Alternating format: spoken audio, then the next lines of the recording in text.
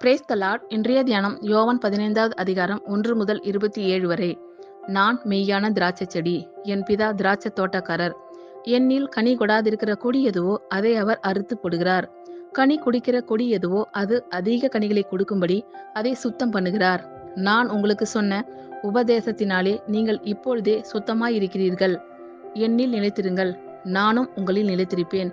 கொடியானது திராட்சை செடியில் நிலைத்திராவிட்டால் அது தானாய் கனி கொடுக்க மாட்டாதது போல நீங்களும் என்னில் நிலைத்திராவிட்டால் கனி கொடுக்க மாட்டீர்கள். நானே திராட்சை செடி, நீங்கள் கொடிகள். ஒருவன் என்னிலும் நான் அவனிலும் நிலைத்திருந்தால் அவன் மிகுந்த கனிகளை கொடுப்பான். என்னை அல்லாமல் உங்களால் ஒன்றும் செய்யக்கூடாது. ஒருவன் என்னில் நிலைத்திராவிட்டால் வெளியே எரிவுண்ட கொடியைப் போல அவன் எரிவுண்டு உலர்ந்து போவான். அப்படிப்பட்டவைகளை சேர்த்து அக்கினியிலே போடுகிறார்கள், அவைகள் எரிந்து போம். நீங்கள் என்னிலும் என் வார்த்தைகள் உங்களிலும் நிலைத்திருந்தால் நீங்கள் கேட்டுக்கொள்வது எதுவோ அது உங்களுக்கு செய்யப்படும். நீங்கள் மிகுந்த கனிகளை கொடுப்பதினால் என் பிதா மகிமைப்படுவார். எனக்கும் சீஷராய் இருப்பீர்கள். பிதா என்னில் அன்பாய் இருக்கிறது போல நானும் உங்களில் அன்பாய் இருக்கிறேன். என்னுடைய அன்பிலே நிலைத்திருங்கள். நான் என் பிதாவின் கற்பனைகளை கைக்கொண்டு அவருடைய அன்பிலே நிலைத்திருக்கிறது போல நீங்களும் என் கற்பனைகளை கைக்கொண்டிருந்தால் என்னுடைய அன்பிலே நிலைத்திருப்பீர்கள்.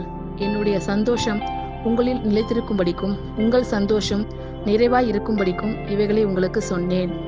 நான் உங்களில் அன்பாய் இருக்கிறது போல நீங்களும் ஒருவரில் ஒருவர் அன்பாய் இருக்க வேண்டும் என்பதே என்னுடைய கற்பனையாய் இருக்கிறது. ஒருவன் தன் சிநேகிதருக்காக தன் ஜீவனை கொடுக்கிற அன்பிலும் அதிகமான அன்பு ஒருவரிடத்திலும் இல்லை. நான் உங்களுக்கு கற்பிக்கிற யாவையும் நீங்கள் செய்வீர்கள், ஆனால் என் சிநேகிதராய் இருப்பீர்கள். இனி நான் உங்களை ஊழியக்காரர் என்று சொல்லுகிறதில்லை. ஊழியக்காரன் தன் எஜமான் செய்கிறதை அறிய மாட்டான். நான் உங்களை சிநேகிதர் என்றேன், ஏனெனில் என் பிதாவினிடத்தில் நான் கேள்விப்பட்ட எல்லாவற்றையும் உங்களுக்கு அறிவித்தேன். நீங்கள் என்னை தெரிந்து கொள்ளவில்லை, நான் உங்களை தெரிந்து கொண்டேன். நீங்கள் என் நாமத்தினாலே பிதாவை கேட்டுக்கொள்வது எதுவோ அதை அவர் உங்களுக்கு கொடுக்கத்தக்கதாக நீங்கள் போய் கனி கொடுக்கும்படிக்கும் உங்கள் கனி நிலைத்திருக்கும்படிக்கும் நான் உங்களை ஏற்படுத்தினேன். நீங்கள் ஒருவரில் ஒருவர் அன்பாய் இருக்க வேண்டுமென்றே இவைகளை உங்களுக்கு கற்பிக்கிறேன். உலகம் உங்களை பகைத்தால் அது உங்களை பகைக்கிறதற்கு முன்னே என்னை பகைத்ததென்று அறியுங்கள். நீங்கள் உலகத்தாராய் இருந்தால் உலகம் தன்னுடையதை சிநேகித்திருக்கும். நீங்கள் உலகத்தாராய் இராதபடியினாலும் நான் உங்களை உலகத்திலிருந்து தெரிந்து கொண்டபடியினாலும் உலகம் உங்களை பகைக்கிறது. ஊழியக்காரன் தன் எஜமானிலும் பெரியவன் அல்ல என்று நான் உங்களுக்கு சொன்ன வார்த்தையை நினைத்து கொள்ளுங்கள். அவர்கள் என்னை துன்பப்படுத்தினது உண்டானால் உங்களையும் துன்பப்படுத்துவார்கள். அவர்கள் என் வசனத்தை கை கொண்டது உண்டானால் உங்கள் வசனத்தையும் கை கொள்ளுவார்கள்.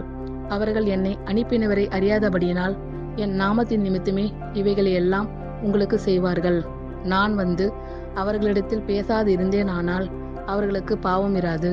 இப்பொழுதோ தங்கள் பாவத்தை குறித்து போக்கு சொல்ல அவர்களுக்கு இடமில்லை. என்னை பகைக்கிறவன் என் பிதாவையும் பகைக்கிறான். வேறு ஒருவரும் செய்யாத கிரியைகளை நான் அவர்களுக்குள்ளே செய்யாதிருந்தேனானால் அவர்களுக்கு பாவம் இராது. இப்பொழுது அவர்கள் என்னையும் என் பிதாவையும் கண்டும் பகைத்தும் இருக்கிறார்கள். முகாந்திரம் இல்லாமல் என்னை பகைத்தார்கள் என்று அவர்களுடைய வேதத்தில் எழுதியிருக்கிற வாக்கியம் நிறைவேறும்படிக்கு இப்படி ஆயிற்று. பிதாவினிடத்திலிருந்து நான் உங்களுக்கு அனுப்ப போகிறவரும் பிதாவினிடத்திலிருந்து புறப்படுகிறவருமாகிய சத்திய ஆவியான தேற்றரவாளன் வரும்போது அவர் என்னை குறித்து சாட்சி கொடுப்பார். நீங்களும் ஆதி முதல் என்னுடனே கூட இருந்தபடியால் எனக்கு சாட்சிகளாய் இருப்பீர்கள். ஆமேன். கர்த்தர் உங்கள் அனைவரையும் ஆசீர்வதிப்பாராக. God bless you all.